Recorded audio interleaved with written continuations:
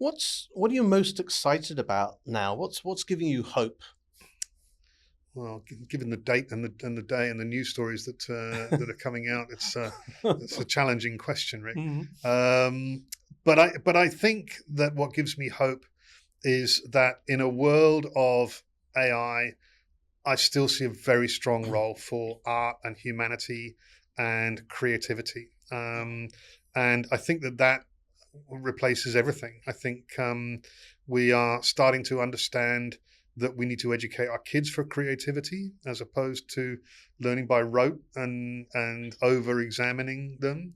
I think that recognizing that diversity is a superpower is starting to come through in education and understanding of life and running businesses and managing families. So I think that humanity has a chance. Mhm. I think a lot of people are worried that AI is going to take over and we're all doomed. But I think that as long as we stay creative, stay kind, and stay human, then we stand a very good chance, and that's what gives me hope. What's your vision for the future for branding here in Vietnam? Oh, I think like many things in Vietnam, the world provides some blueprints for that. Mhm. And I think that shift from function to experience will happen more and more as businesses mature and understand the role of branding in Vietnam. So I think we're starting to see. There are wonderful Asian brands, Mhm. particularly in hospitality.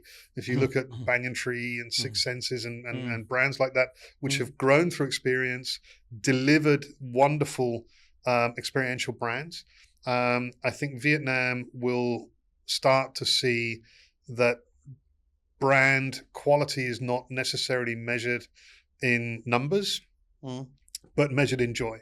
Mhm. I'm sure you've read a bit of Rory Sutherland. I'm a Mhm. great follower of Rory Sutherland, Mhm. who argues with accountants like you and says that we shouldn't measure Oh.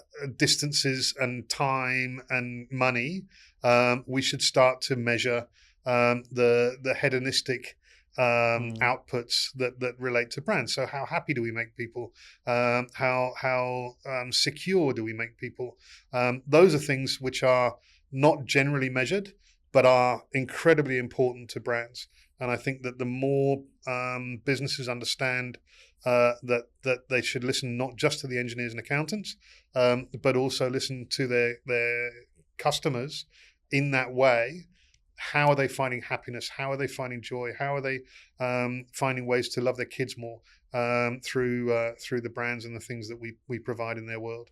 That for me is the hope and the direction for Vietnamese brands. I think that we used to hear chairmen in Vietnam say, I want a Vietnamese luxury brand to be globally famous," and that was the Mhm. structure. They wanted to be as famous as a French luxury Mhm. house, Louis Vuitton or Coco Mhm. Chanel or Mhm. whatever.